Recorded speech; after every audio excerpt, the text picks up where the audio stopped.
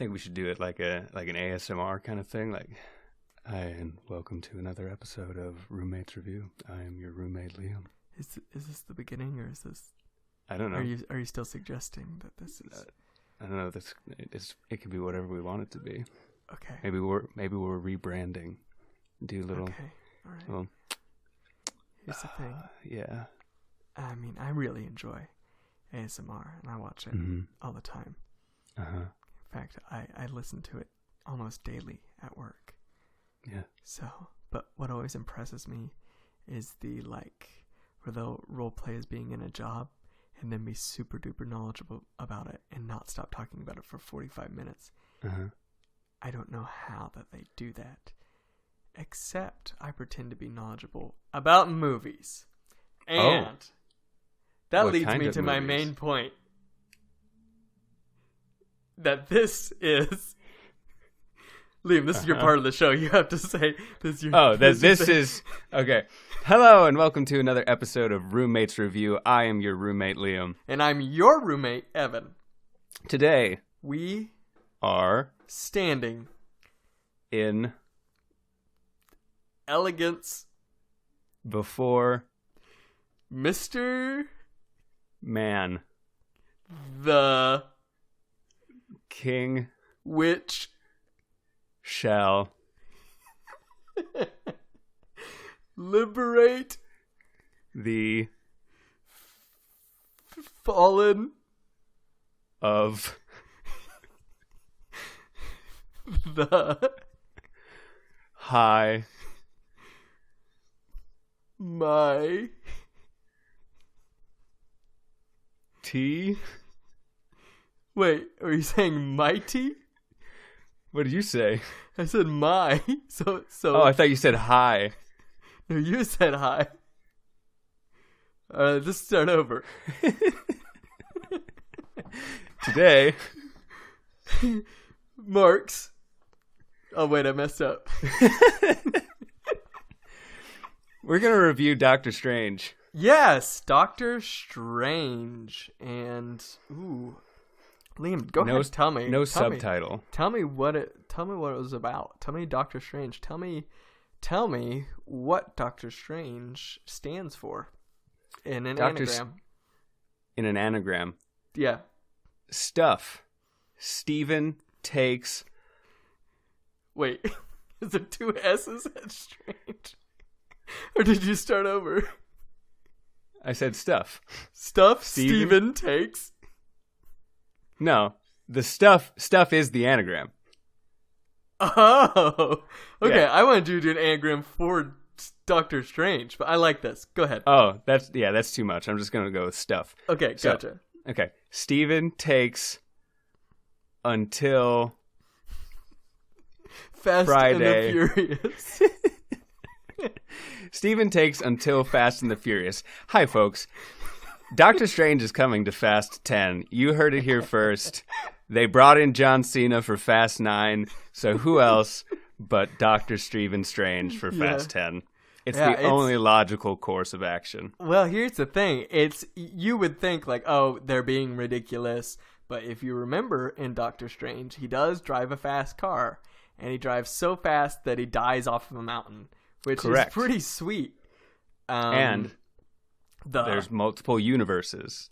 Infinite universes. So in one of those universes, Dr. Stephen Strange is part of Dominic Toretto's crew. Right. And does drive the cars very fast and he drives fight the cars Rock. from cars. Yes.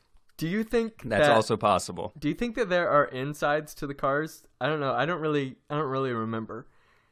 In It cars, depends. do they Does have it go- insides? I mean, does it go off of like Transformers rules? Because the Transformers have insides, but the windshields are the eyes of the cars in cars. Yeah. So it makes me think that there are some kind of internal organs within the body itself. Right. I mean, there's got to have been like some sort of scene where a trunk was popped open or something. But I'm also thinking because thinking about it, so if you had to ride a car in cars, you'd have to ride it like a horse with your legs spread out. Because you couldn't ride inside of it. Right. You'd have to be real bow-legged. You could do side saddle, but if you're a real cowboy, you'll ride a car like a man. If you're not a coward. Yeah, exactly. So, wow, yeah. Do you think Dr. they're carnivores? Okay. Carnivores? Yeah, the cars.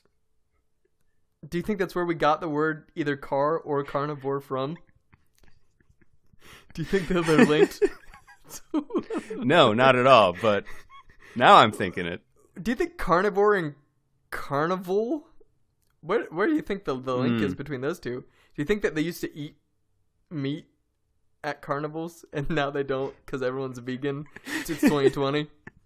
Yeah, that's how it went. For some reason, the meat purge of 2010. I'll be honest, I was confusing carnivore with cannibal for just a little bit, just a small amount of time there.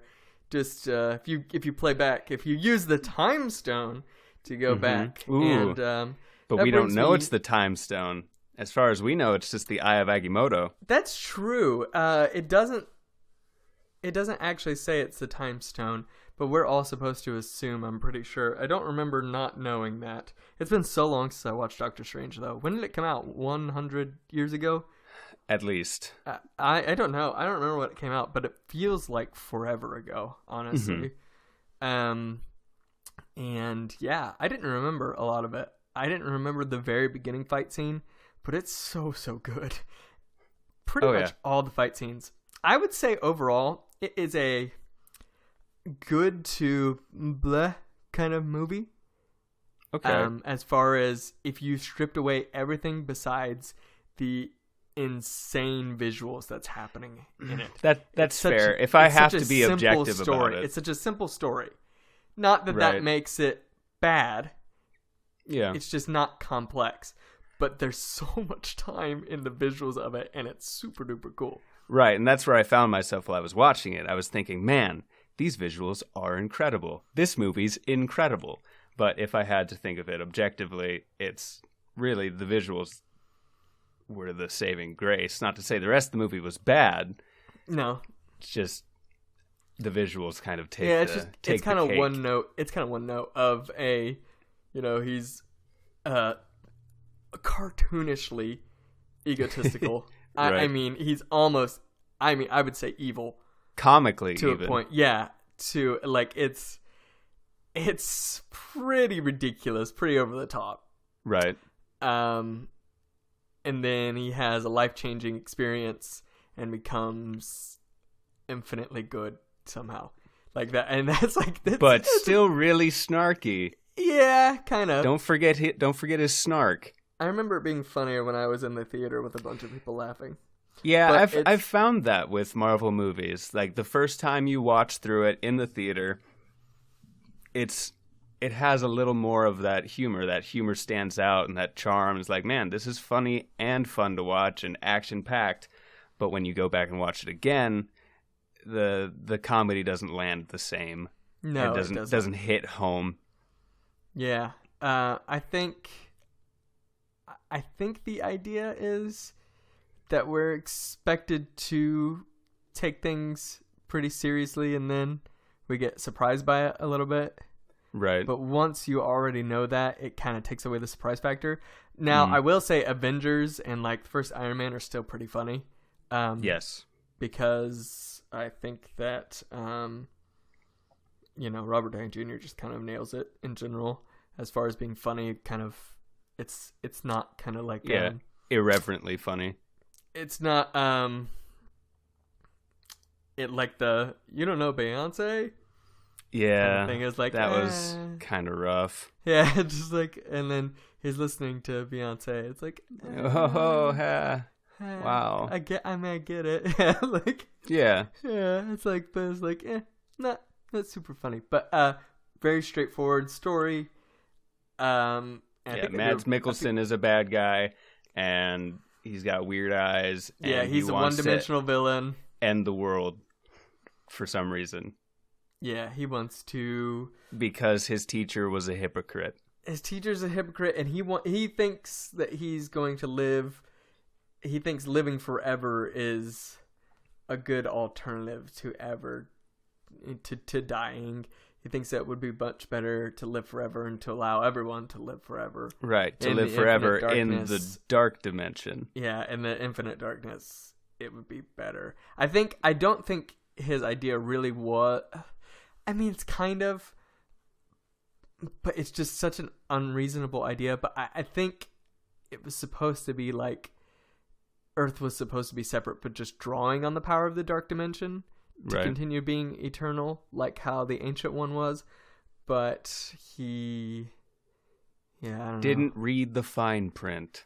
Yeah, of where he would have to go in the dark dimension. Or does it make sense? Like, is that... Yeah, go ahead. He's just kind of pouty and doesn't seem to have really thought it through. I mean, the opening scene when he goes into the library and just cuts the head off of the librarian, which is great and cool, and he uses these dope swords that don't come out again for some reason. Did they not? No, never again. Were they swords? For some reason, I'm remembering hand axes. They might have been hand axes. They're some kind of bladed weapon. Yeah, but it doesn't really come up again, does it? But he does not use them again, and he cuts off that dude's head with a bucket and everything. Yeah. So they bring out that pot, and you're like, ooh, he has to use his head or like the blood for something specific.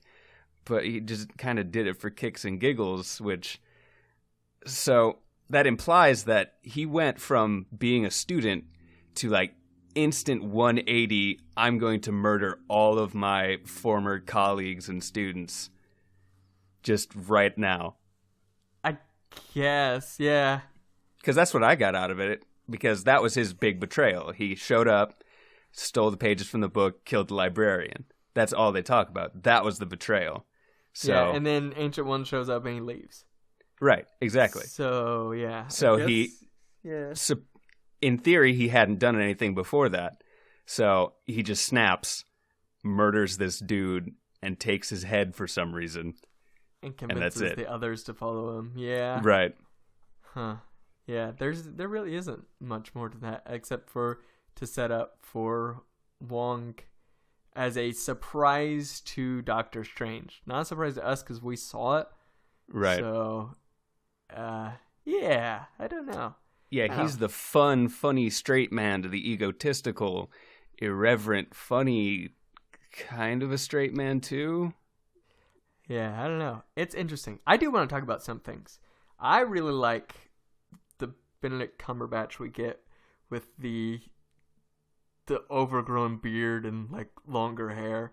I really like that look. Really frazzled. Cool. Yeah, he looks really cool, and with the bandages on his hands. Mm-hmm. I think it looks super cool. I wish he would stay more like that, but I mean, I know he's got to look like Doctor Strange at some point. Yeah. But like, another world. If there was a Marvel fighting game based on the movies, I would say that would be a cool alternate costume. Right? Yeah, because it looks so cool. I like him with the more of the beard and the longer hair. Disgraced Doctor Strange would be the name of it or something like that. Absolutely. I think that although let's talk about, since our favorite point or favorite part of the movie clearly is the visuals. Yes. Let's talk about our favorite scene in particular. Okay. I don't know if you're ready. You brought it up. I've got mine. You brought it up, so I assume you have yours. I have mine. I just didn't know if you have one.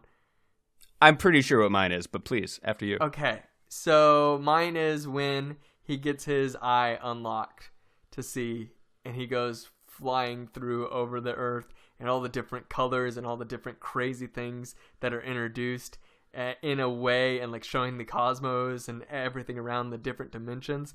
In a way of there would be no feasible way for that to happen in a second movie. There would be no reason for someone to be thrown through all that like psychedelic stuff and into all these different realms and all like the hands with the fingers with the hands and like all crawling all over him, and they all come together and it's his eye, and like he's going through that, and it's like going through all these beautiful things like that. Yeah, that blew me away. I love that so much.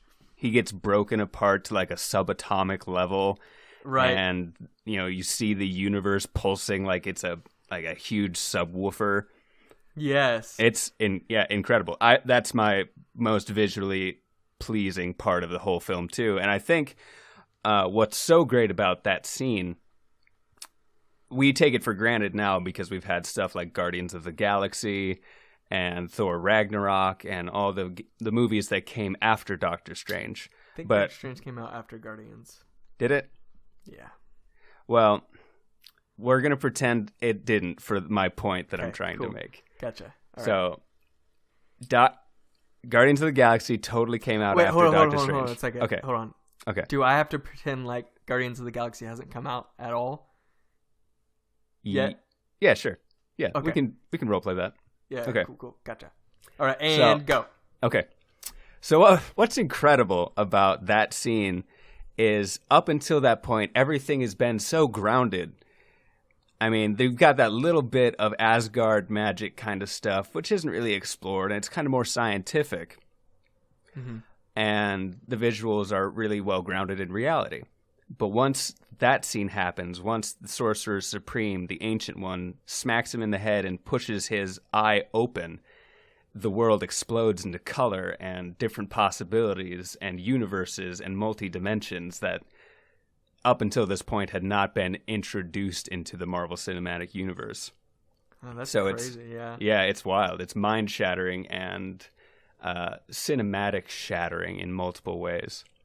Yeah. I feel like it could really set the tone for any future Marvel movies. Like if they attempted to go into space or kind of touch into any of the creatures, because I like Dormammu is almost like a space-y creature.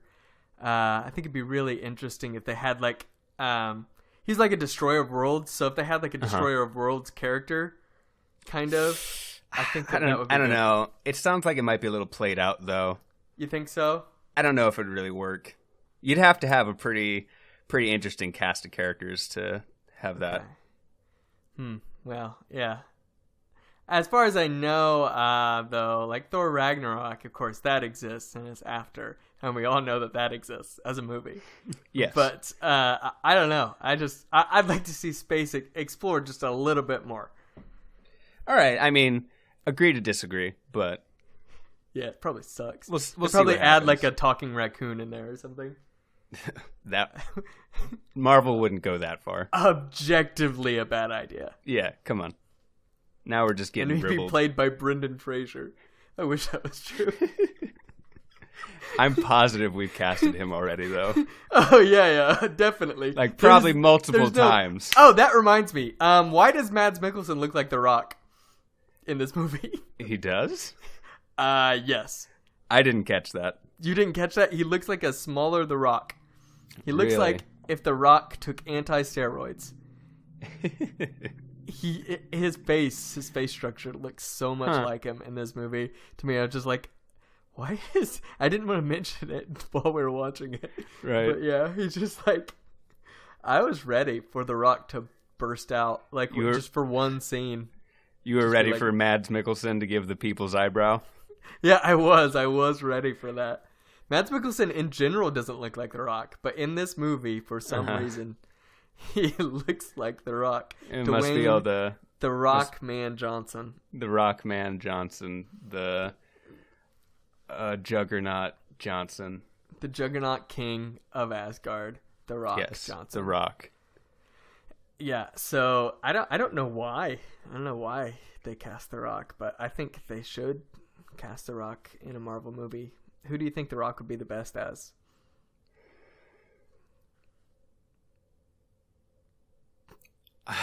I blanked so hard. I was just going to go with the first thing that came to my mind, and the word Mungo was all that was coming to me. And Mungo, I don't think is a Marvel character. I don't know who Mungo is. Me neither. But Mungo is who Dwayne The Rock Johnson would play in Marvel.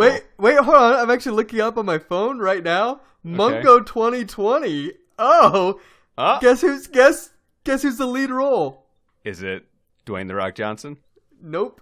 It is Mickey Rourke as Dwayne The Rock Johnson. Okay. So it's more of a biopic. Yeah. in the vein of Bohemian Rhapsody and Rocket Man. Yeah. Those are all the rage right now. Yeah, they are. Oh man, I'm excited. Oh, okay. It's about Mungo Jerry, the guy who did the In the Summertime When the Weather is Fine. That one. I don't know who that is or that song. Okay, well, it exists, and I was just trying to come up with any kind of... I mean, you could have yes-anded me there, but I appreciate you saying the no, stop. That was good. Yeah. No, I don't regret it. Okay. I don't regret it. Cool. I just, like, I mean, there was a time and a place, and I feel like you crossed a line as far as with Mungo. You can't just make up people. That's not how improv works. All right. I respect that. Okay. So you want to talk about Doctor Strange instead? I don't know. I like Rachel McAdams in Mean Girls. She's really good. Have you seen Mean Girls? I have not seen Mean Girls. That is a travesty. Mm-hmm. That movie is very, very good. She's pretty bland in this movie. Just a lot of, like, very tame, very safe story. I assume that was the point. I don't know. Well, they are throwing in quite a lot with the multiverse stuff and the multidimensional... Well, not really multiverse yet, but the multidimensional magic is real and is drawn from all the different universes kind of thing. Like, it can't go crazy in every department with that kind of stuff happening, I don't think. Yeah, I think it mostly... And at the time, when the movie was coming out, my biggest want was for it not to be an origin story, because origin stories are played out. Then I watched the movie and I'm like, oh, this is actually super good. I like it a lot. And it is still a good movie. Mm-hmm. But it being an origin story steals so much of the time where they could continue exploring further into the world. Right. It's just not like... I'm thinking of, like, say, if you go to Guardians of the Galaxy, if we would have had to spend the first, like, hour and a half setting up Star-Lord as this guy that travels through space, and, like, he goes and you have to learn all of his Ravager past first, and then you can get to this part, and then here's the cool stuff with the Guardians of the Galaxy. I know it's not an ensemble cast like that, but yeah, that would have been pretty tedious. And yeah, and I agree, because Doctor Strange is one of the more interesting Marvel characters to me. He's one of my favorites because I'm a huge nerd and I think magic is really cool and superpowers are awesome and all that, but specifically in this movie, let's go back to visuals again. The way that they portray the magic is just so interesting. It's all sparky and primal, but there's also this organization to it. It's mathematical in this geometry kind of sense, and it's all these fractals and whatnot. So there is an organization to it, but it's also kind of wild. Right. And it's fascinating, and I'd love to explore that more. So I'm really looking forward to... I think they'll go really crazy in the next Doctor Strange. I think it's subtitled The Multiverse of Madness or something like that.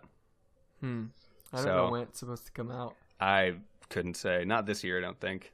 2021 probably. Yeah, I'm excited to see more about that. I would have really liked to see Doctor Strange as an established person already in the universe. Right. I feel like that wouldn't have taken away much from him. I really don't feel like it gains the whole... Like, his character gains so much from him being the cocky surgeon. Mm-hmm. I don't know. Yeah, that wasn't really necessary. We could have skipped over to him just being a smarmy, not quite Iron Man, but basically Iron Man with magic. Yeah, I think it could have... Yeah, because we get the idea. We already basically saw that with Iron Man. So, right. You know, he was up high, brought low, change of morals and values. Now he's a superhero defending the Earth. Right. I mean, classic origin story. If it was his, like, first introduction in Avengers, like like how he was, we wouldn't have questioned it really at that point. Right. You were talking about the magic being new, and this form of magic is new, but in Thor, it was pretty clear that they used magic. Right, that's true. And they're talking about magic and technology coming together. This really only introduced like the astral plane and the other dimensions. Which, I mean, there's some of that in Thor, kind of. I mean, because like they don't really explain it too much, but as far as Asgard being like you have to go through the Bifrost to get to places. That's true. I don't know if it's supposed to be in the Marvel universe, if it's supposed to be a great deal of distance, or if it's supposed to just be in a different dimension or a different realm. Right. I'm not entirely sure how it's played out in the cinematic universe. But yeah, I feel like we had that covered. I would have liked to see more of the movie. I really like it after the first act, basically. That's kind of more of the movie. I would have also liked to seen. Man, I don't know. There's so many cool parts with the fighting. I really want the action to never ever stop. Yeah, for sure. Because they come up with so many creative ideas with it. Well, they're not limited by pretty much anything, and most superheroes aren't very limited, but right, they can walk on walls and the ceiling and change location of the fight instantly and materialize anything. So it's more or less a battle between like the Rangers of the DC universe, the Green Rangers, the Yellow Rangers, etc. Because they're just right. It's imagination and wherewithal clashing. Yeah, it's super cool, and I think they do it really well as far as going from moment to moment in the fight scenes. Like you have no idea what they're gonna pull out next. I really liked in that one room where he can show the different parts of the world, and he's got the different doors, and he's like fighting them and throwing them out there.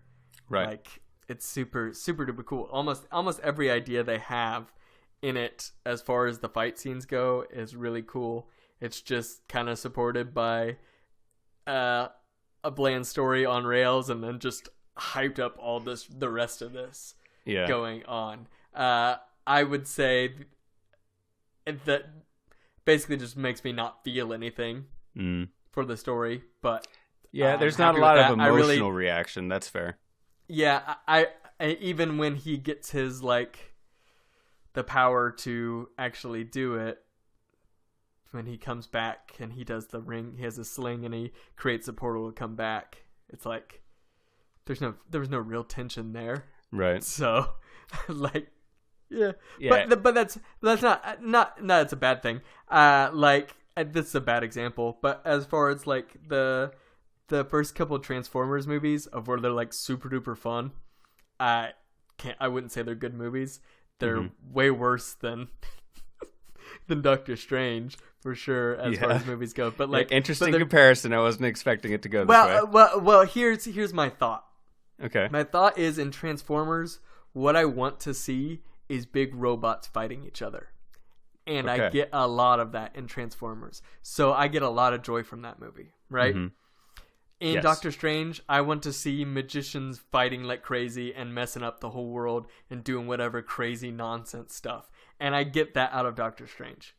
Yeah, absolutely. You get cities literally bending in on themselves, and cool. multiple layers of streets and cars coming out of nowhere and then disappearing again. Yeah, it's a treat for the eyes in so many ways. Yeah.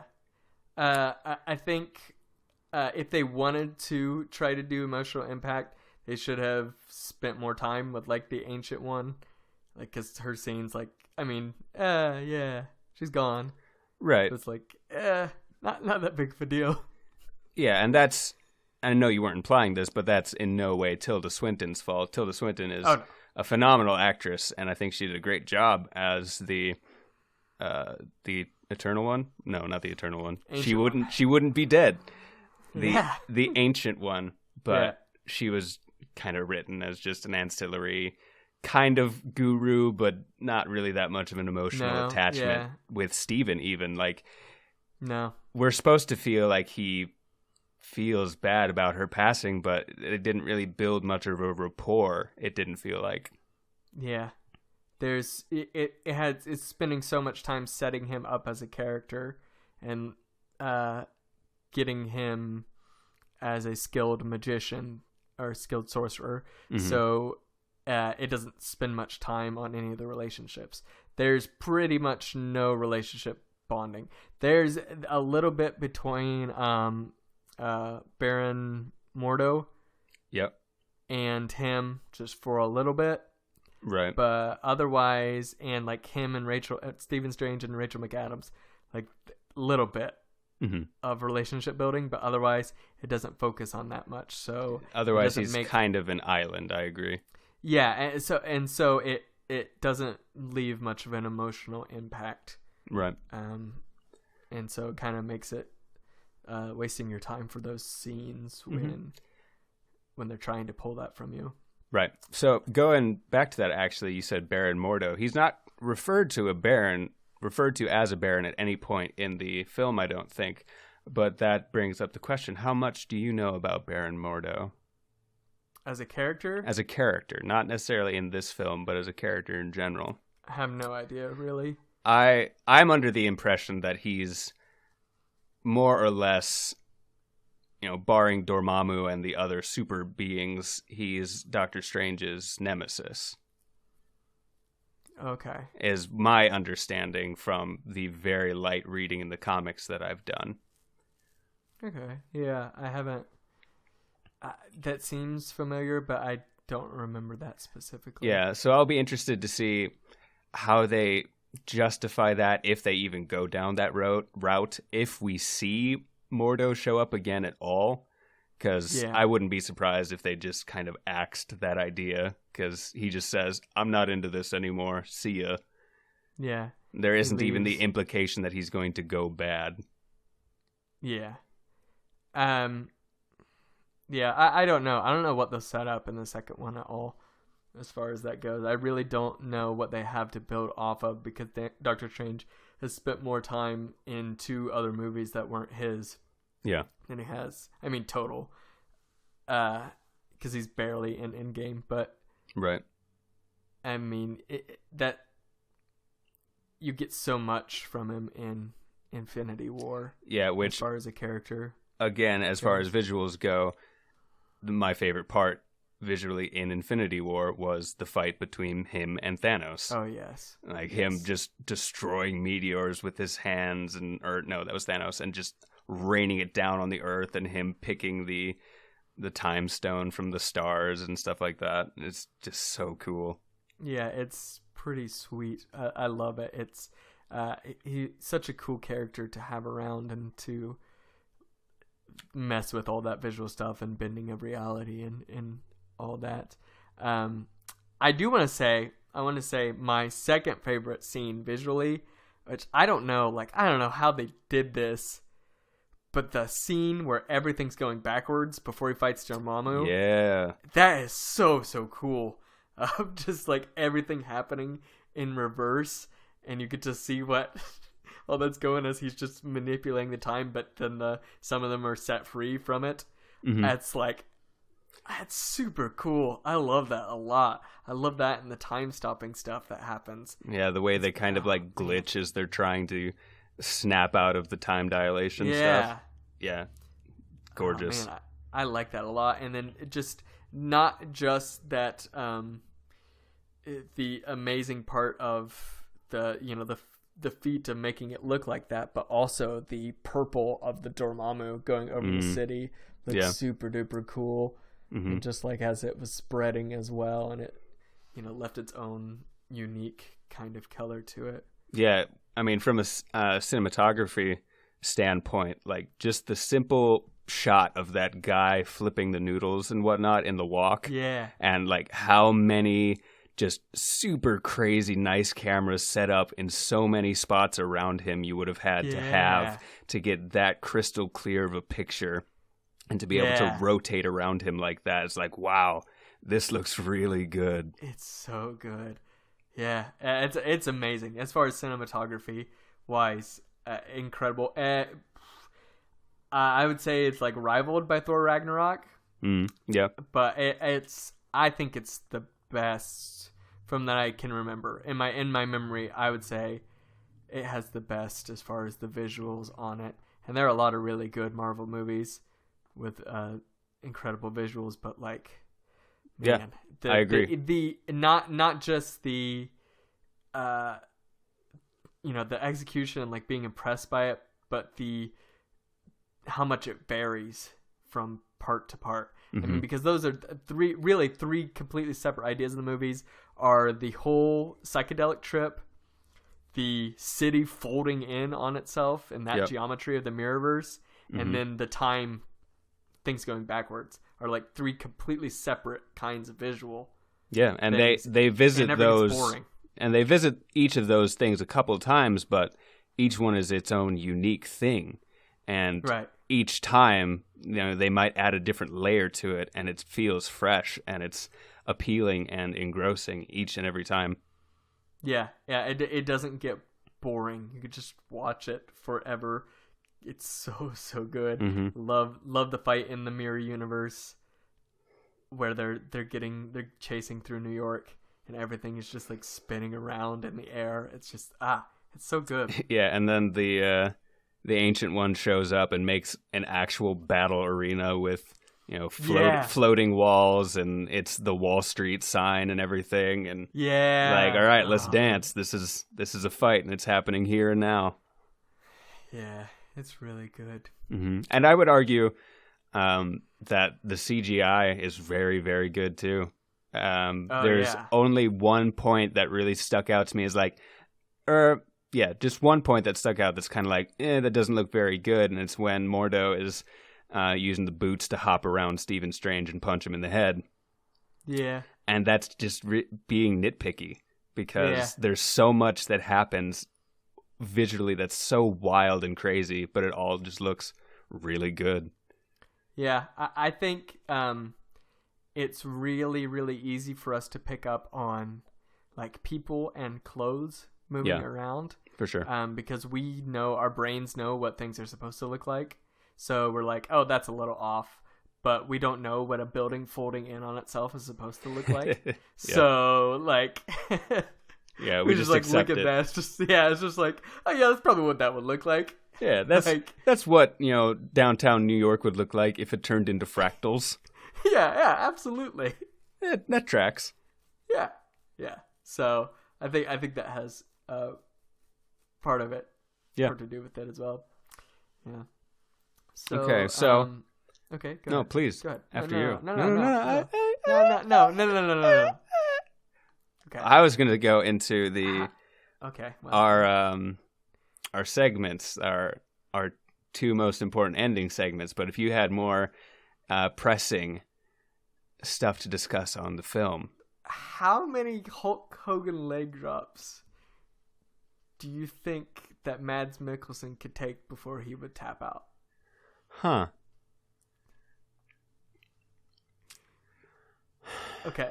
Let's assume... All right, are we talking Mad Mikkelsen or his character from Doctor Strange? I don't remember what his character's name is. So Pycellus or something like that. Yeah. Cyrellus. I don't know. Yeah. Yeah. Pete. We'll call him Pete. So I was thinking Pete. Naturally. Because I feel like it wouldn't be much of a discussion, because clearly it's one Hulk Hogan leg drop that Mads Mikkelsen, right, the normal actor man, could take from Hulk Hogan. But what I was gonna say is like, because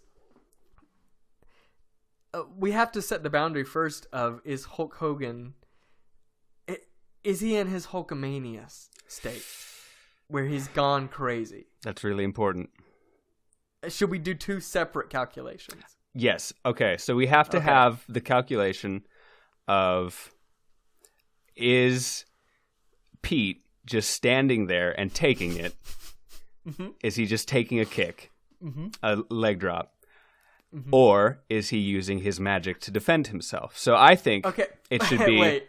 Okay, please. Are we actually talking about Pete is just standing and the Hulk Hogan's going to leg drop him from a standing position? Yeah. It's generally something that's done while they're laying on the ground. So... I mean, he's going to make Hulk Hogan work for it. He's not just going to lay down, but he doesn't have to defend himself per se.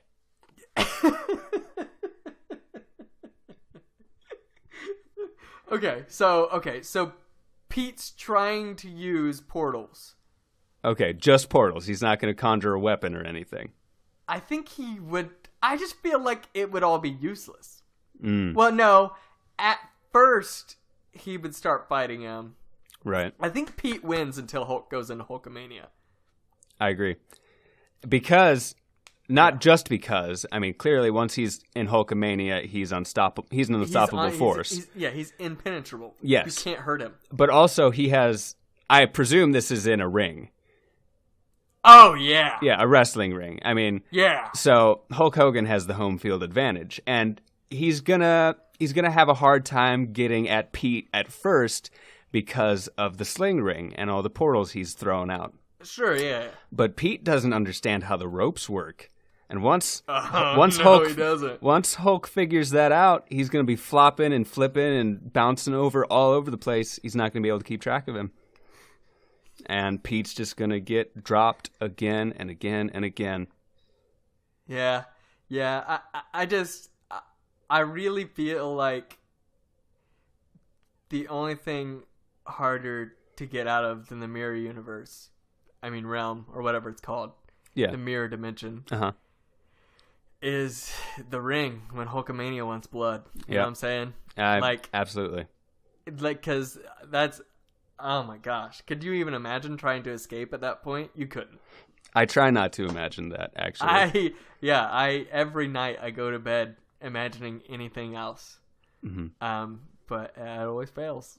And I wake up screaming 4 minutes later.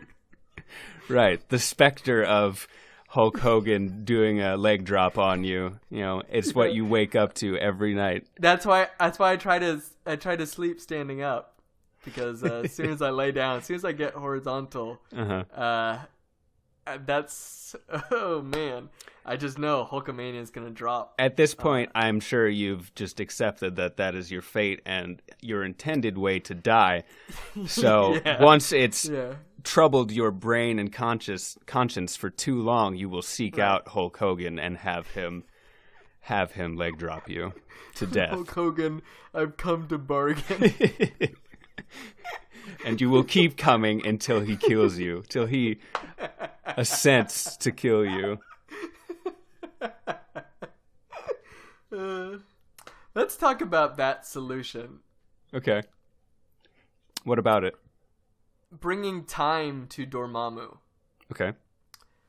What does that mean? Well... because he exists in a timeless area? Is he... I don't know. I think they just mean that in the concept that Dormammu is immortal, I think, and that the concept of time doesn't exist in his dimension. Not that time doesn't pass as we understand it, but he has no need to measure time or want to measure time.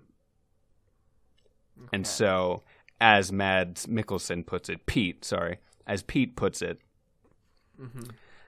there is no time in the dark dimension, but that's just erroneous. That's pedantic. There is time. It exists.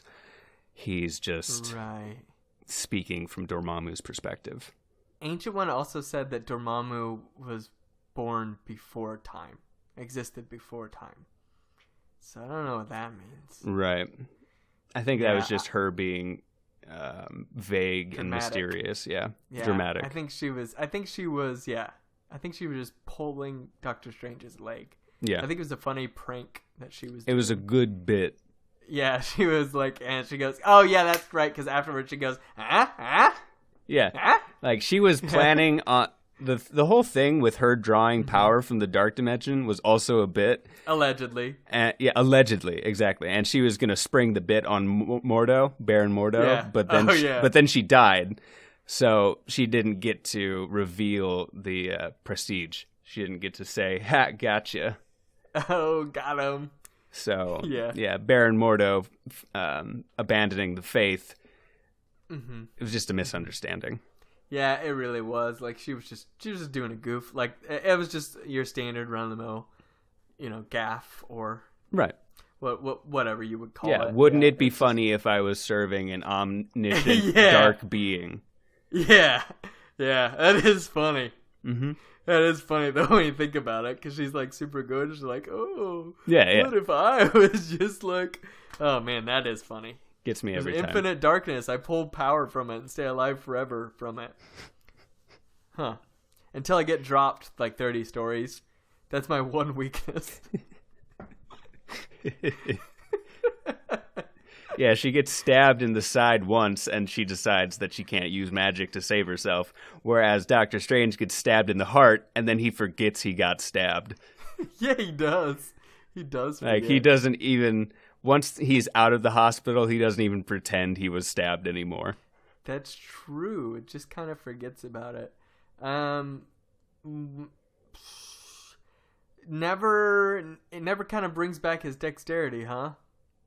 You would think. Oh, the use of his hands? Yeah. It seems to imply you either have to focus your magic into using your maimed body parts correctly, or you can be a magic man. It was my understanding of it. Yeah, his hands don't shake anymore. That's probably just another Doctor Strange just doesn't think about it. If he starts thinking about it, his hands shake. Yeah. Okay.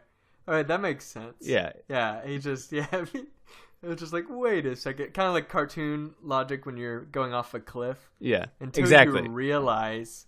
Yeah, that makes sense. It's all in his head. His hands were actually fine after like the third or fourth surgery.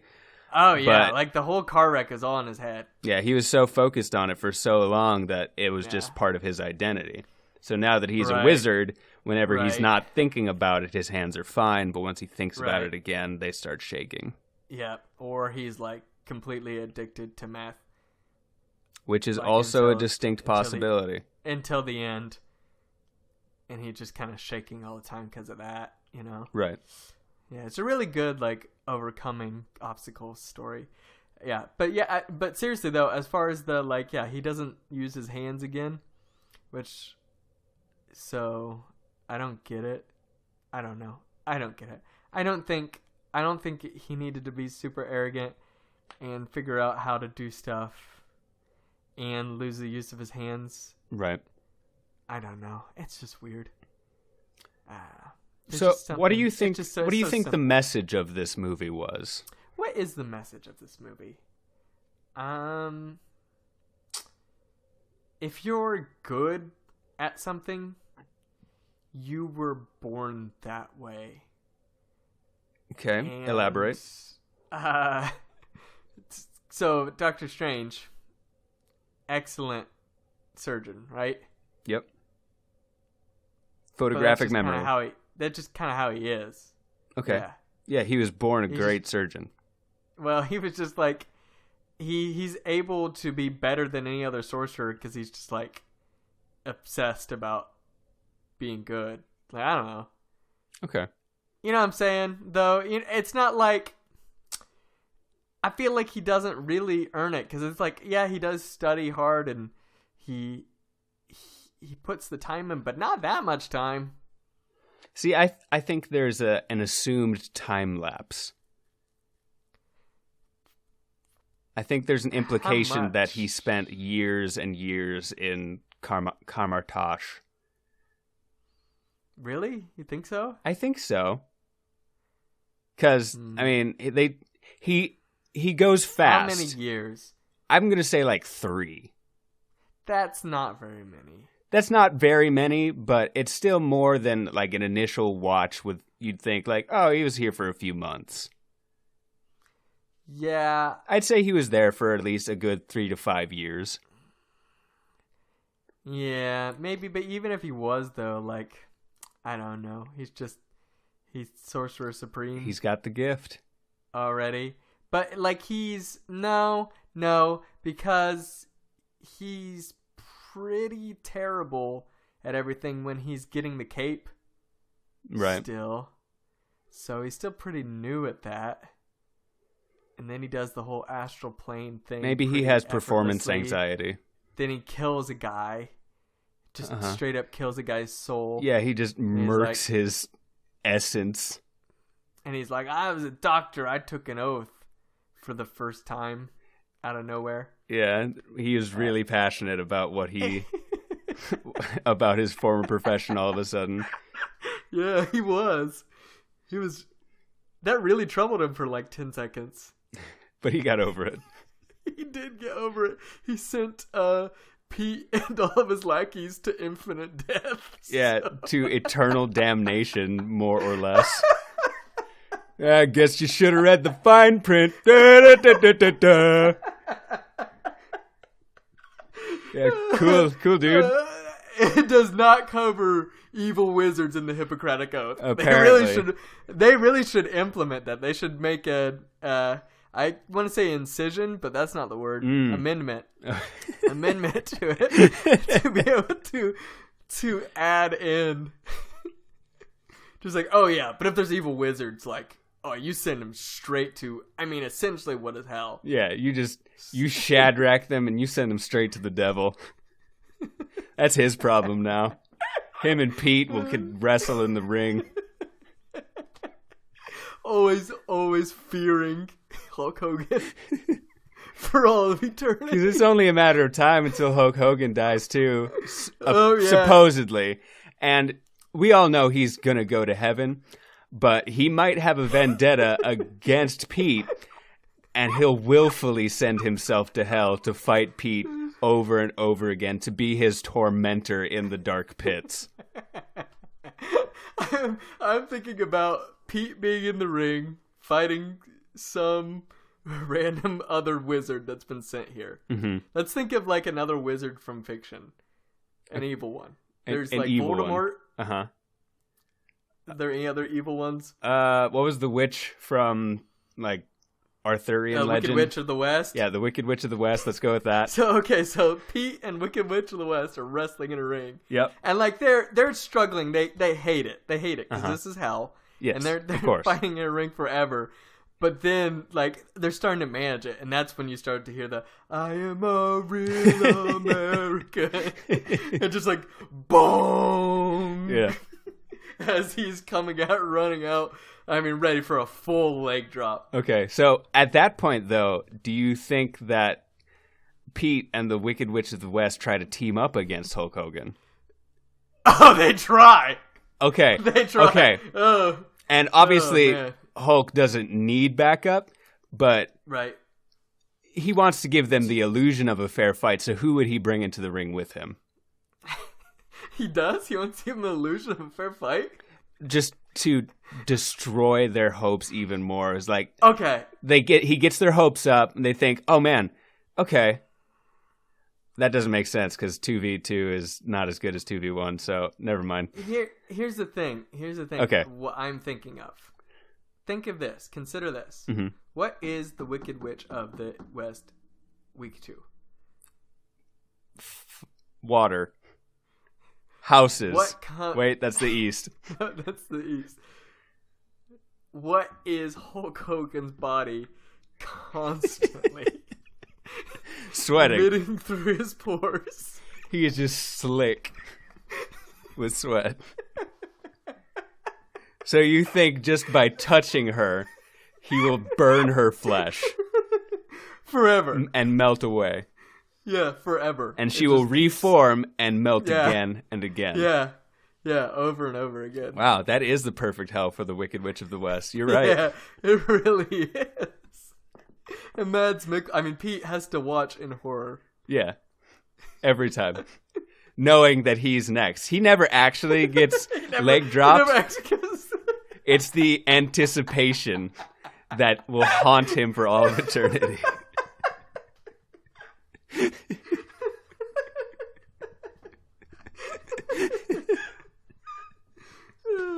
Okay. Oh, man. All right, well, that brings us to our last two bits.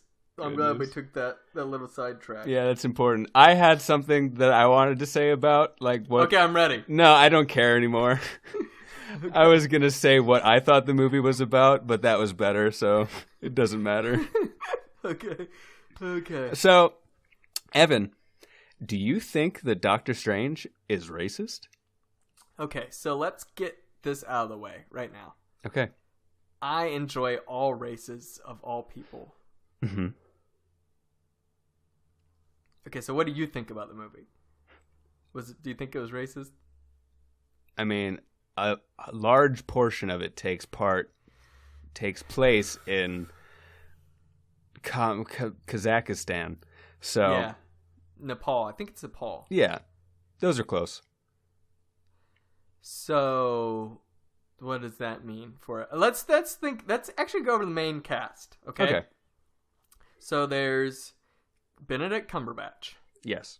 White man. Hebrew. Yes. That loses you some points. Yep. Privileged, very wealthy to start off with. Doctor. Yeah. Etc. So forth. His love interest, white woman. Who is also working in the medical field. So she went to college. She had a lot of opportunities given to her. Okay, so then... Right now we're in the negative.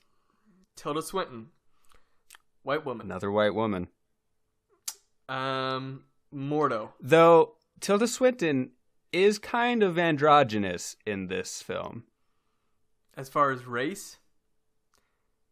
That's true. We're not just doing like SJW stuff. We're doing race. Yes. Okay. Yeah. White woman. Unacceptable. Right. Okay. There's Mordo. He's something. What's Mads Mikkelsen? He is European. Okay. So he's out. Yeah. Also a white male. Yeah, man. Just kind of a lot of negatives. Yeah. Mordo is a black man. Yeah. So and then we got Wong. And Wong. Who's Asian. Yep. And other than that, there's the original guardian of the New York Temple. He's a black man, but he gets shadracked by Pete. And then Don Cheadle as the guy who talks to Doctor Strange about. Does that ever develop anymore? No. Outside of that scene, that's just no. It doesn't. I mean, does it? Yeah, the guy doesn't show up again. He sends him the files with a little post-it note that says "Told you so," but that's it. Right. Yeah, and that's just like. And in that scene, Doctor Strange is being very condescending to him, talking about his bachelor's degree and that kind of thing. So that's right. But Doctor Strange is supposed to be a bad guy at that point for some reason. Right. So, but does that excuse his classist racism? I don't think it does. I think solidly overall, I gotta say that this one's racist. I feel like that's my gut. Yeah, and the final fight takes Especially place. Since Mads Mikkelsen's doing a blackface as The Rock. Yeah, he's doing a blackface, and the final fight takes place in Hong Kong, where they're obliterating all of Hong Kong. I feel like it's insensitive to the revolution that's happening. Yeah, the political climate. Not one person said, "I stand with Hong Kong." Not a single person. Man, that's just... It's very upsetting in a lot of ways. Yeah. So yeah, I gotta go. I gotta go with my heart. Yes. I gotta go with my gut. If it's racist. If that's something that upsets you, and it should, do not see Doctor Strange, as it is incredibly racist. Very racist. Do not watch it. But that brings us to our last and final point, which is the end. We're done after it. As far as what did we think of Stan Lee's cameo in this one? Not great. Not great. If it would have gave us more time to read what his book was reading. Right. Do we know what he was reading? It was like something Perception of Time, something like that. Okay. I don't remember. But yeah, like it's just like he's laughing, and he's at a bus. So he is reading, I've just Googled it, The Doors of Perception, which is the philosophical account of the author's psychedelic experience while on peyote. Okay. So I think it's supposed to be kind of a meta, finger in the dimple, tongue-in-cheek kind of, haha, this movie's trippy, isn't it? Yeah, I think so. But it's, Yeah, it's not... It's just not... It's not notable. It's not. It's really not. Even with Stan Lee being there, it's like not a great, scene. Right, yeah. It's, or a great little part. It should be funny no matter who it is, but made better by being Stan Lee. Right, yeah. And this one was just kind of like, hey, there's Stan Lee. Yeah. I think it's an interesting way to put him in there. I don't think it detracts from the movie, like some of the Stan Lee appearances. But where does it fall on the Stan Lee scale? It's just kind of right in the middle of the road. I don't know. I don't have the list. Well, we need the list. It has to. We have to decide where it goes. Sometimes you keep telling me that, and then I never pull it up. So, I mean, I'm going to try to pull it up now. If you had to guess, what number do you think it would be right now? We've done, 17 movies, and not all of them have had Stan Lee. I'm going to say it's the 5th or the 6th. Okay, I'm going to say... I don't know. I got to find it. I think I just put it way too high.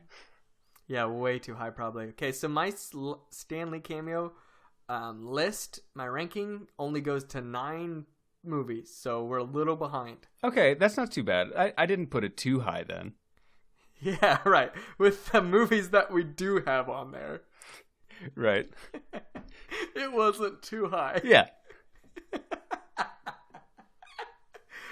Yeah.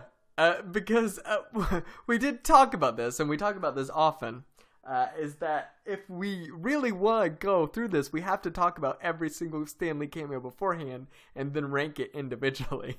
Right.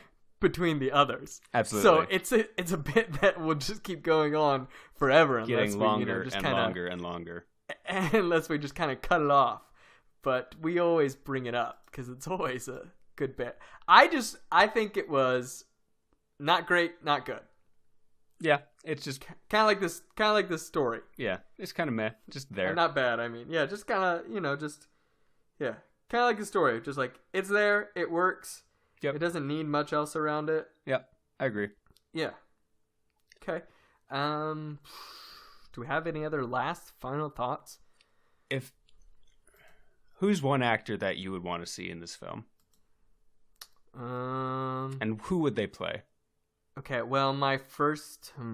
I can't go with my first instinct because I already brought that up pretty recently in a Roommates review.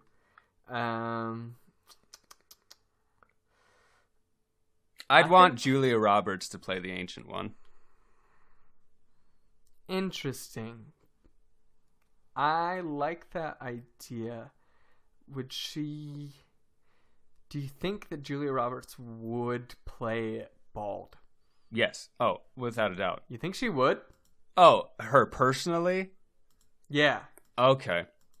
Yeah, I think she's a stand-up actress, and she's kind. You really think so? I think it depends if they could really sell it.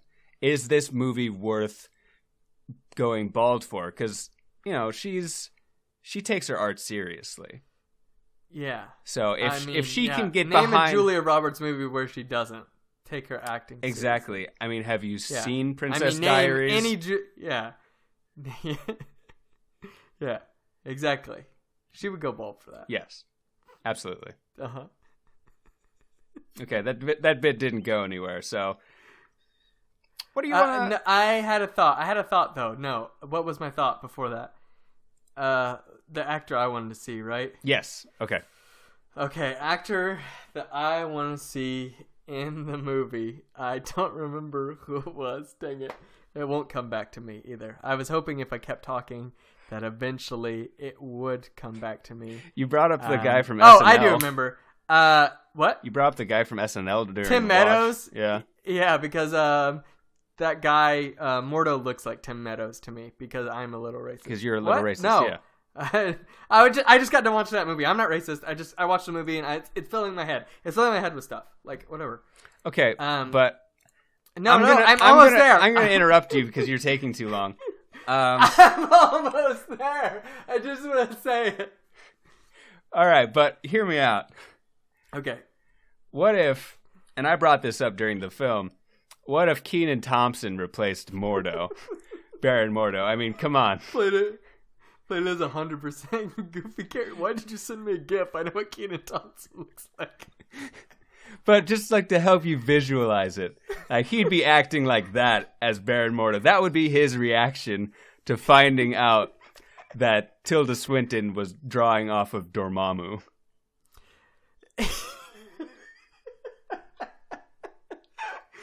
Everyone who can just imagine, because I'm not going to put it in. Right. The classic Kenan Thompson face. Yeah. Where he's like, really? That kind of face. Mm-hmm. Yeah. I was going to say, I think Bobby Fischer should come out of retirement. Yeah. To do, be Pete instead.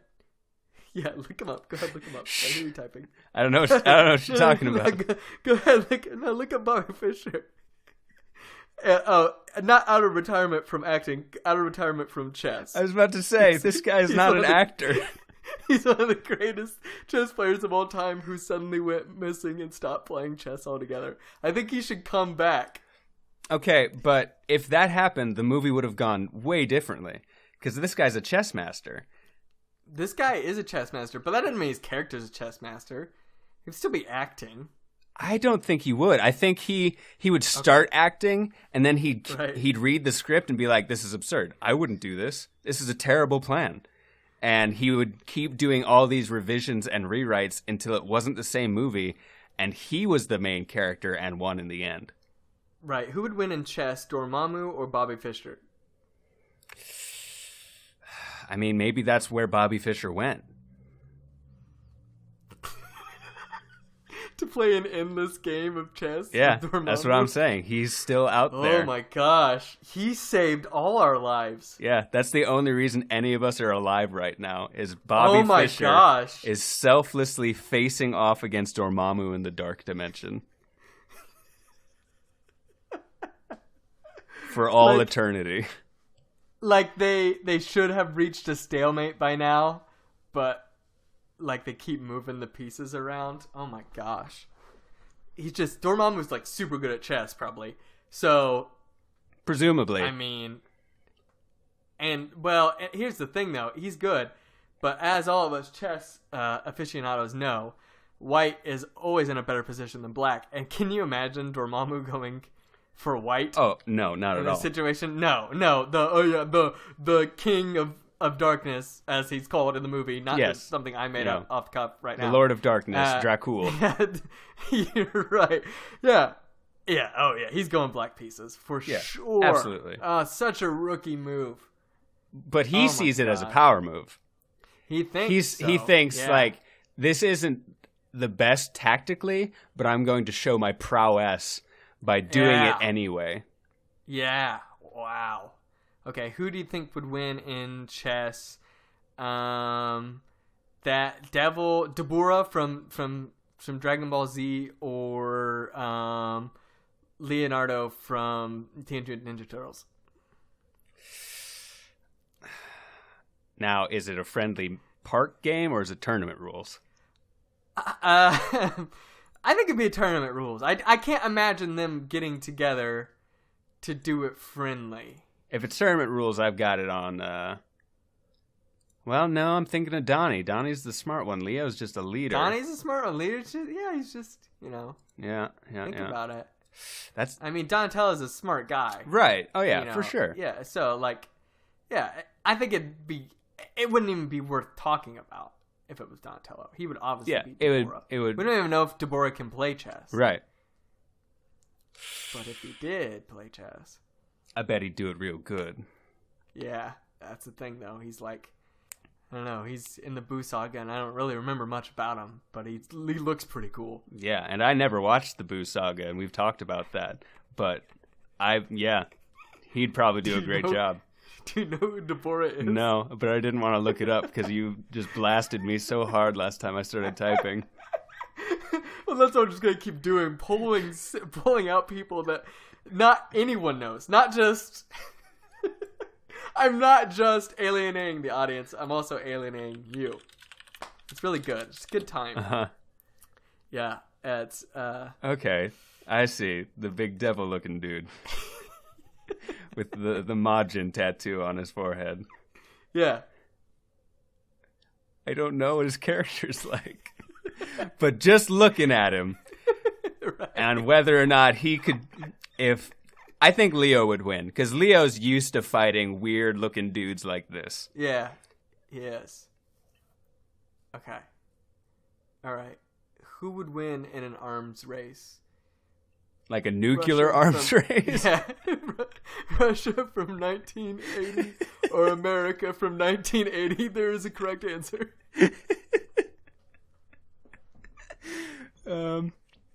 I think that's a trick question. Neither of them win.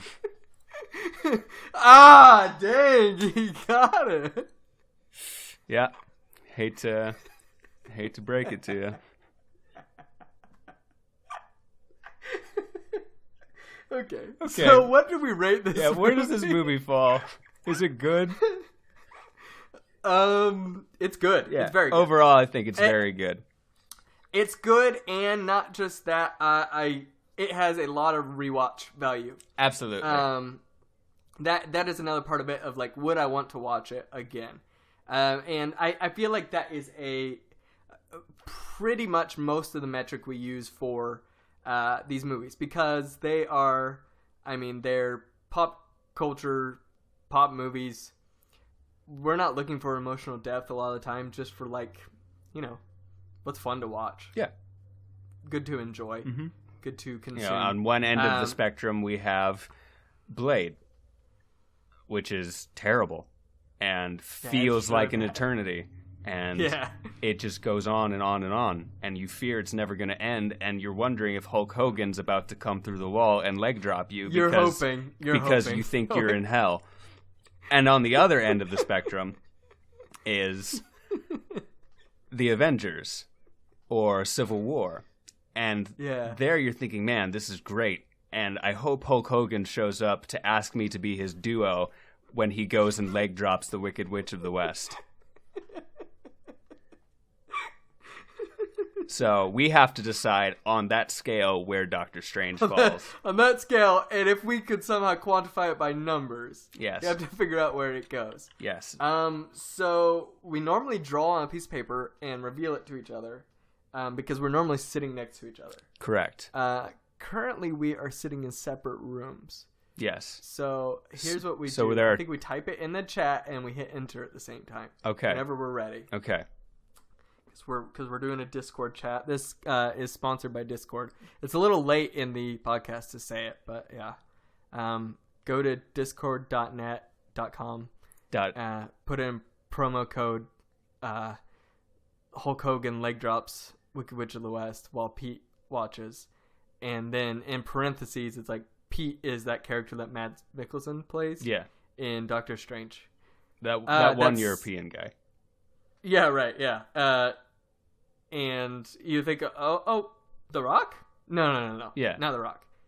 Enter. So, oh, wait, no, I wasn't ready yet. You said just whenever we say enter, so. No, that's going to influence my decision.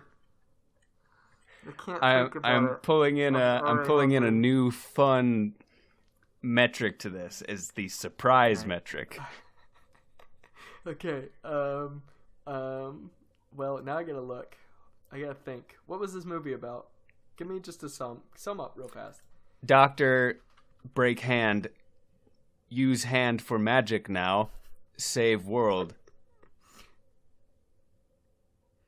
Yeah, okay. I got mine. Okay. So I gave it an 86, Evan gave it an 81. I was flip-flopping between 83 and 86 because I knew I wanted it to be in the 80s because of the rewatchability, how much I love the visuals, and just Super enjoy good, super watching the movie. But Evan brought up Yeah. really good points about it being kind of blasé as far as plot goes, as far You as can always character count on me arcs. to kick it down. Yeah, as far as character arcs and everything. So I think he balanced it out really well, and that puts us at the median number for those two, which is It would be the mean. the mean number for those two, which is 83.5. 83.5. And I'm happy with that. I think that's a good spot for it. Let's see where that ranks it amongst the other Marvel movies. You'll be able to look down in the description at all the other Marvel movies and do the math for yourself. And every time we do this, I look at where we put the Amazing Spider-Man and think, that shouldn't be that high. Yeah, that should not be that high. Yeah, I'm sorry. But, I just like movies. Uh-huh. I like movies. Uh-huh. But I'm bad at numbers. You know what I'm saying? Yeah, I'm picking up what you're putting down. Okay, so let me see. Ranked by average, that puts us 83.5. Uh-oh. That's not good. It's beneath it, isn't it? No. We've got a bonus round coming up, Liam. Heck yeah. Haven't had one of those. It's at the same as Captain Marvel. Oh wow. Okay. It is 1 point below Guardians of the Galaxy. So right now it's tied for 7th. Gotcha. Yeah, and that doesn't feel right to me. In my mind, I would put it higher than Guardians of the Galaxy. Yeah. Which I may have. I don't remember my specific rankings for it. Right. So, Guardians of the Galaxy is so good. I don't know. But that's not the one we're even debating. We'll have to do a bonus round next time on Roommates Review. We will be debating which is the better movie, Captain Marvel or, this one, Doctor Strange.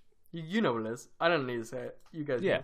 You clicked on the video. I knew what Presumably. it was. So I just was saying it. And then I might as well tell you guys next, if we follow our order, Captain America: The Winter Soldier is the next one. That's one of my We're favorites. going backwards on our caps. So we'll watch that one next. So make sure you watch that in preparation for it. Yeah, just like all the other times we do this. just like as we normally do. So you're well informed while we talk about it. Uh-huh. Just like normal. And now we will sing the outro song for you. The outro song of our podcast. Of course, yeah. Right? Yeah. Okay. 1, 2, 3, Hey, 4. I am a real American. But 5-4 was. Yeah. It's the Roommates Review. We watched a movie so you could watch too.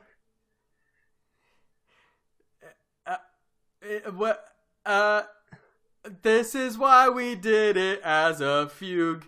All right, now we gotta do a fugue. Do you know how to do a fugue with only 2 voices? Yeah, you just do a drone and I'll start going.